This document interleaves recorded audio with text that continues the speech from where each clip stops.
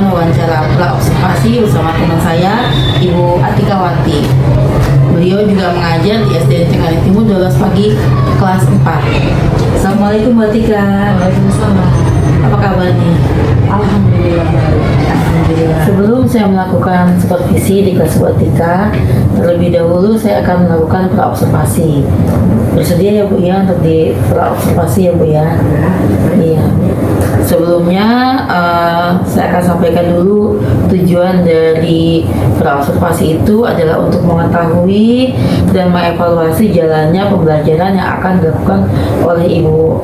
Selain itu juga pra-observasi ini juga untuk mengetahui persiapan awal sebelum Ibu melakukan pembelajaran di kelas, sehingga Ibu dapat lebih siap dan percaya diri dalam memberikan pembelajaran yang akan disampaikan kepada murid-murid Ibu. Ada beberapa pertanyaan nih yang ingin saya sampaikan kepada Ibu gitu.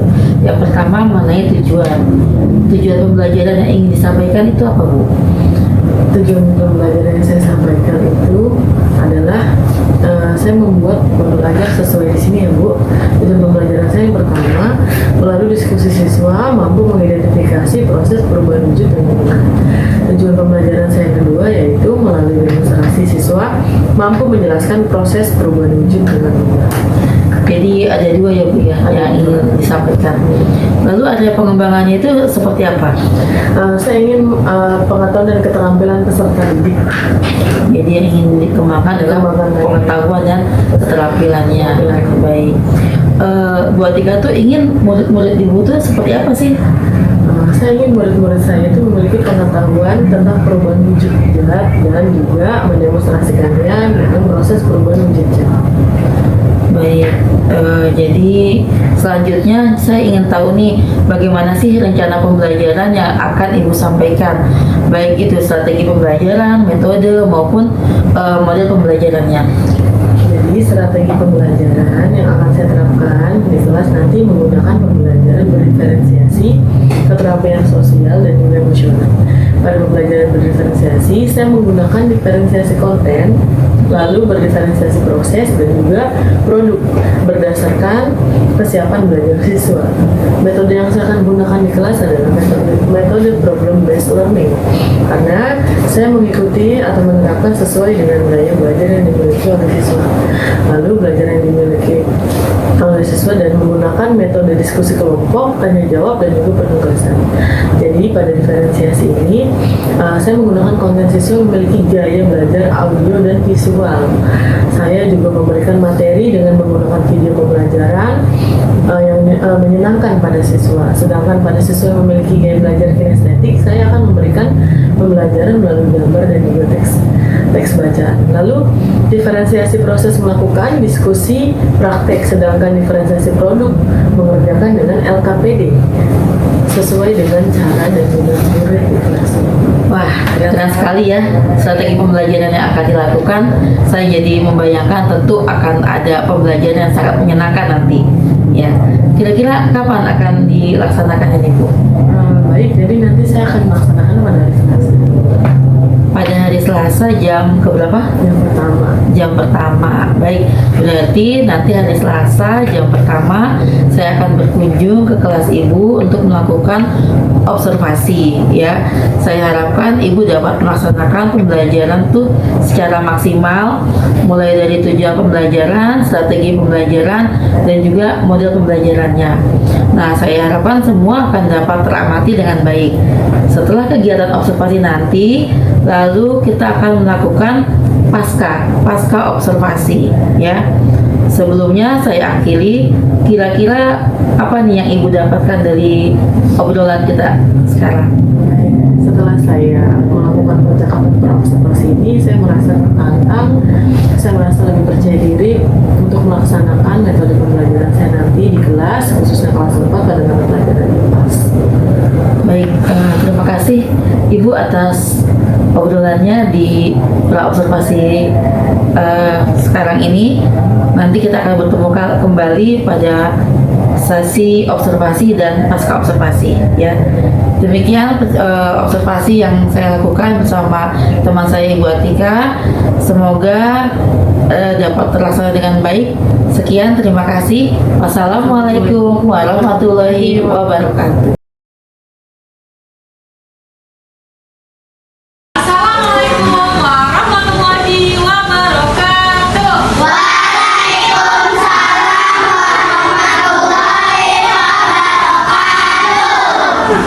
Sebelum kita memulai aktivitas kita hari ini, mari kita berdoa bersama. Silakan ketua kelas maju ke depan untuk memimpin doa.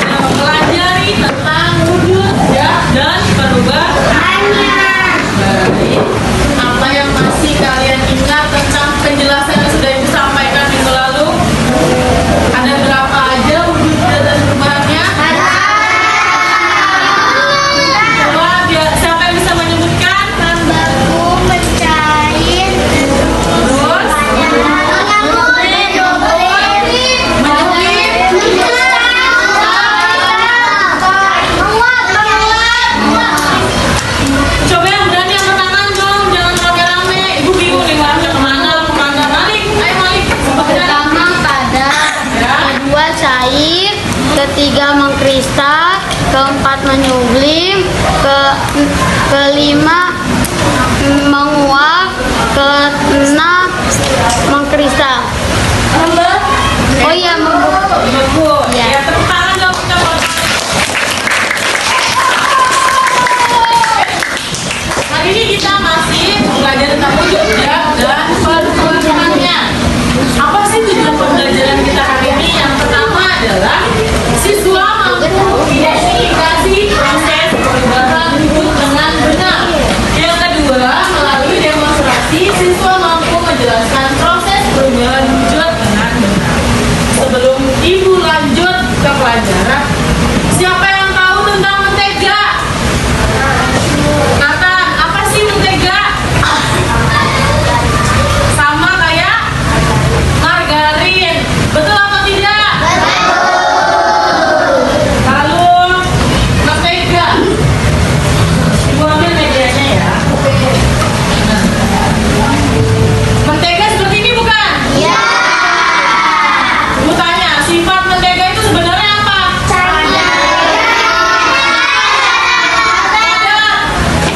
Padat atau cair? Padat. Nah, lalu ada perubahan wujud nggak kira-kira? Ketika apa? Menjadi cair. Kalau di suhu ruangan aja kira-kira bisa cair nggak? Ayo, bisa cair atau tidak? Tidak. Nah, lalu siapa yang di rumahnya ada mentega juga?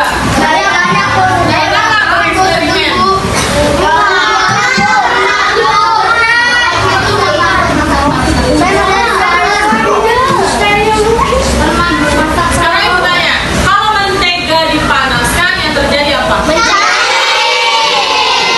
Cairannya menjadi apa? Minyak apa? Bisa digoreng nggak? Berarti sifat mentega perubahan wujudnya dari cair ketika.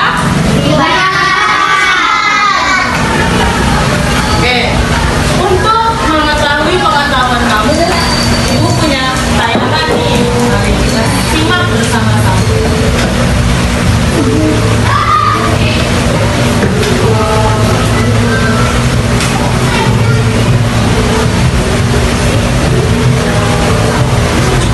Assalamualaikum warahmatullahi wabarakatuh.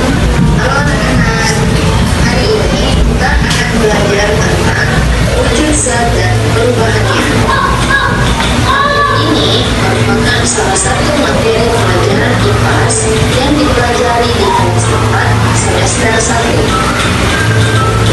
Untuk capaian pembelajaran dalam materi ini yaitu peserta didik mengidentifikasi proses perubahan wujud zat dan perubahan bentuk energi dalam kehidupan sehari-hari.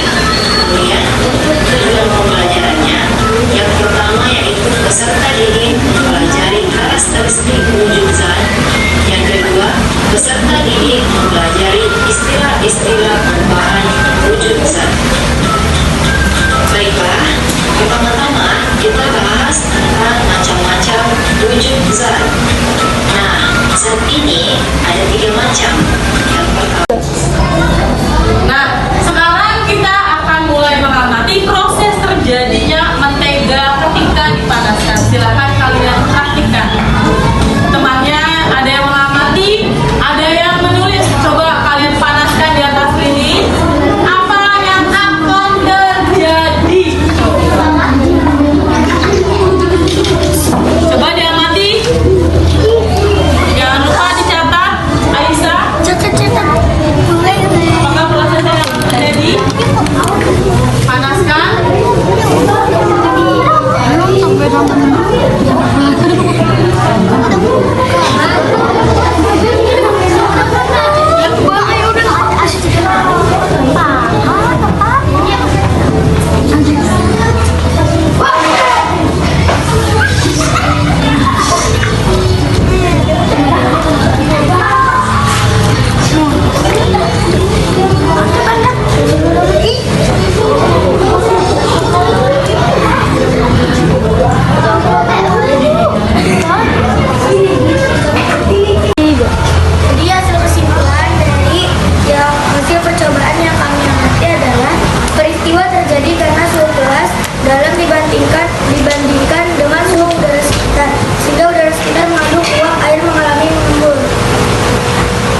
hasil dari percobaan dan pengamatan kami kesimpulannya. Es krim yang semula dalam keadaan beku setelah mendapat kalor berubah menjadi cair. Peristiwa yang terjadi disebut mencair. Hasil percobaan dan pengamatan dari kelompok kami adalah es krim yang semula dalam keadaan beku setelah mendapat kalor selama 3-10 menit berubah menjadi cair. Peristiwa yang terjadi disebut mencair. Baik, jadi hari ini kita sudah mempelajari tentang apa?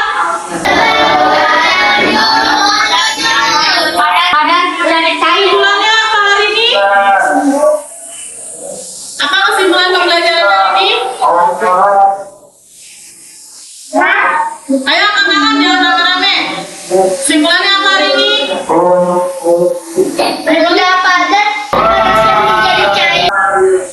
Nah, benda padat bisa dipanaskan lalu menjadi cair.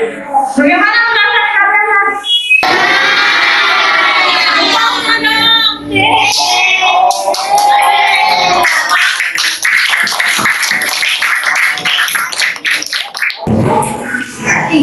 Mengakhiri pembelajaran hari ini, kekurangan adalah segala kekurangannya. Ibu mohon maaf. Wabillahi taufiq wal hidayah. Wassalamualaikum warahmatullahi wabarakatuh.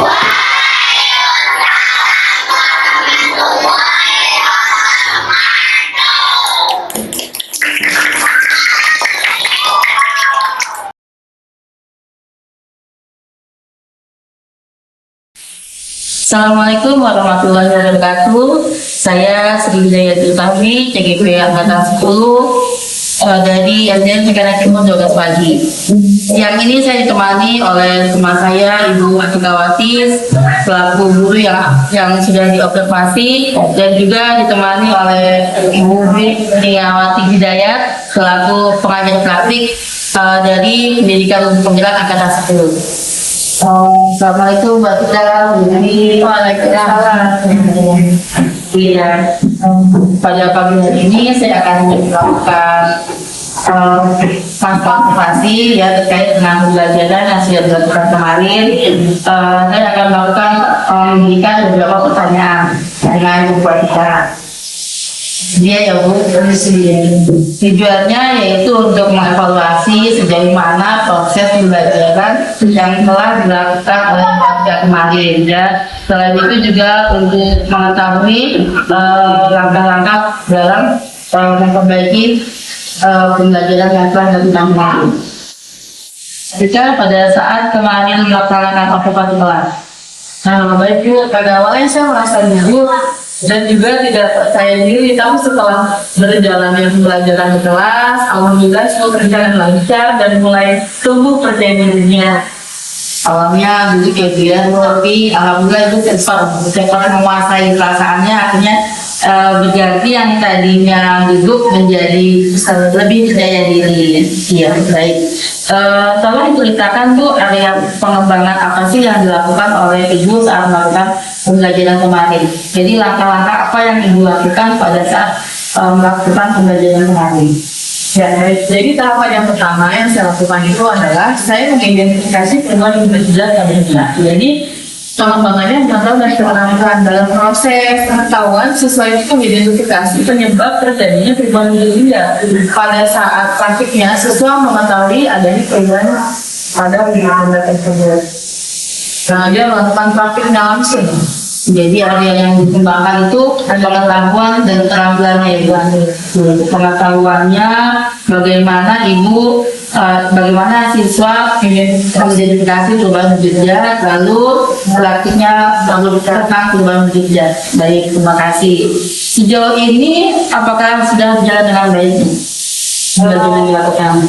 Menurut saya sudah dilakukan dengan baik, namun masih banyak kekurangan yang masih banyak yang diperbaiki dalam proses pengajaran. Sudah baik, tapi baik lah ya, akademiknya baik, hanya ada kekurangan.